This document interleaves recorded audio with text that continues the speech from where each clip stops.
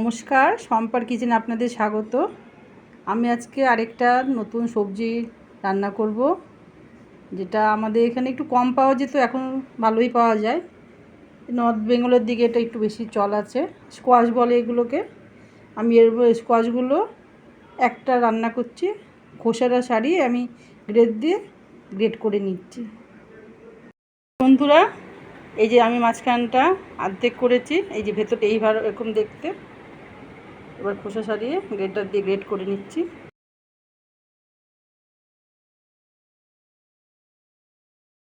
এই দেখো, আমি স্কোয়াশগুলো গ্রেট করে নিয়েছি। এই যে এরকম করে গ্রেট করে নিয়েছি স্কোয়াশ।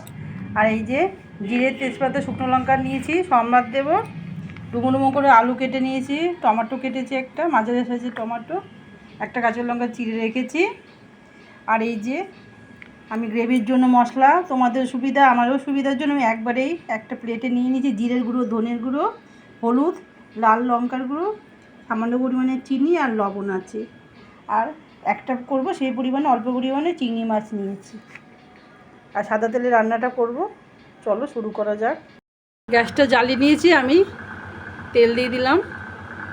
তেলটা গরম হয়ে গেছে, এবার আমি আলুগুলো ভাজবো। ফ্লেমটা একটু কমিয়ে নিয়ে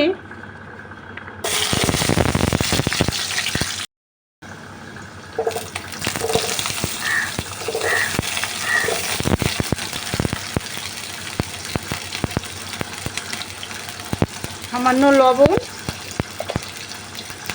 সামান্য হলুদ দিয়ে আলুটা ভেজে নেব। ভেজে আমি উঠিয়ে রাখবো। আলুটা ভাজা হচ্ছে, আমি এই সময় আমি প্রেশার কুকারে সামান্য লবণ দিয়ে অল্প একটু পরিমাণে জল দিয়ে এইটা একটুখানি 1 মিনিটের মতো একটু প্রেশার কুকারে ভাপিয়ে নেব। কোয়াশটা একটু নুন দিয়ে প্রেশার কুকারে সামান্য একটুখানি 1 মিনিট ভাপিয়ে নিলাম। এবার দেখো আলু ভাজাটার মধ্যে আমি জিরে, তেজপাতা, শুকনো লঙ্কা সম্বাদ দিয়ে দিলাম। এই মশলাটা একটু ভাজা ভাজা হবে। মশলাটা ভাজা ভাজা হয়ে গেছে, এবার আমি টমেটোটা এর মধ্যে দিয়ে দেব। আলুটা আধা ভাজা হয়েছে, টমেটোটা দিয়ে সামান্য পরিমাণে লবণ আর হলুদ দিয়ে এটাকে আরেকটু ভাজা ভাজা করব। লবণ দিয়ে দিলাম, টমেটোটা একটু নরম হয়ে যাবে, দিয়ে কিছু পরিমাণ এটাকে একটু ভাজা ভাজা করে নেব। আমি চিংড়ি মাছটা যে দেবো, চিংড়ি মাছটা আমি আলাদা ভাজা করে এর মধ্যে দিয়ে দেব। দেখুন টমেটোটা নরম হয়ে গেছে। এবার আমি গ্যাসের ফ্লেমটা একবারে কমিয়ে আমি এই মশলাগুলো একসাথে, আপনাদের তো সব দেখালাম, একসাথে সব গ্রেভির মশলা আমি দিয়ে দিলাম। সাথে সাথেই জলটা দিতে হবে পরিমাণ মতো, নাহলে পুড়ে যাবে। জলটা দিয়ে ফ্লেমটা একটু বাড়িয়ে নিয়ে এবার এই মশলার সাথে আলু আর টমেটোটা ভালো করে এটা কষাবো, তারপর স্কোয়াশটা দেব। মশলাটা কষা হচ্ছে, অনেকটাই কষে গেছে। আমি আবার কটা কড়াইশুঁটি সবজির ওখানে দেখলাম বলে আমি কড়াইশুঁটি কটাও দিয়ে দিচ্ছি। হাতের কাছে পেলাম যখন, কড়াইশুঁটিগুলো এর মধ্যে দিয়ে দিলাম, ভালোই লাগবে। কড়াইশুঁটি না থাকলে আপনারা এটা দেবেন না, স্কিপ করবেন। এবার একটু সামান্য নাড়াচাড়া করে আমি এটা স্কোয়াশটা দিয়ে দেব। দেখো মশলাটাও তেল ঝরে গেছে। এবার আমি স্কোয়াশটা সামান্য একটু গরম করে এই যে এর মধ্যে দিয়ে দিলাম।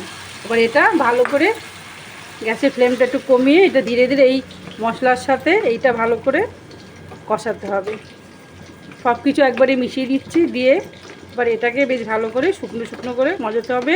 আমি আবার অন্যদিকে কড়াইতে চিংড়ি মাছটা ভেজে নিচ্ছি। দেখো পুরো কষে হয়ে গেছে। আমি এবার চিংড়ি মাছটা দেব। আমি একটু পরিমাণে উঠিয়ে রাখলাম। চিংড়ি মাছটা সবাই খায় না, সেই জন্য আমি একটু আলাদা করে ভেজে নিয়েছি। তোমরা একবারে আলুর সাথেই ভেজে দিয়ে দেবে।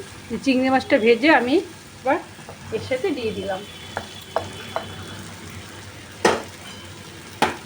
এই দেখো, এবার এর সাথে পুরো আমি এটা মাখিয়ে নিচ্ছি। খুবই সুন্দর খেতে হয়, এটা আচারের মতো লাগে।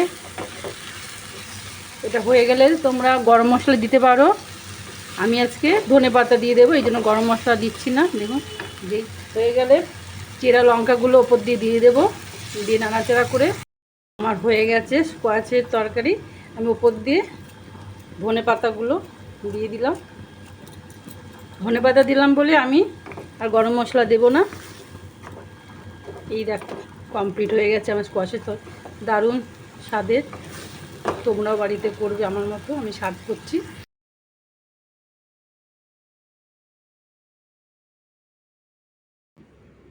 এই দেখো আমার স্কোয়াশের তরকারি হয়ে গেছে। দেখতে দেখো কত সুন্দর হয়েছে, খেতেও অসাধারণ হয়েছে। নুন মিষ্টি স্বাদে পুরো পারফেক্ট হয়েছে। তোমরাও একটু দেখে করবে, নুন চিনি একটু কম হলে সেটা পরিমাণ মতো দিয়ে নেবে। আর এই দেখো খুবই সুন্দর হয়েছে, তোমরা এইভাবে করবে। লাউ ঘন্ট, কচু শাক এগুলো তো সবসময় পাওয়া যায় না, এটা মাঝে মধ্যে এটা একটা ভালো পদ হয়ে যাবে। আর আমার এই টুকিটাকি ঘরোয়া রোজকার রান্না কেমন লাগে আমার চ্যানেলটাকে সাবস্ক্রাইব করে দেবে, তবে যাই করব তোমাদের কাছে সহজে চলে যাবে। শম্পাস কিচেন। সবাই ভালো থেকো, নমস্কার।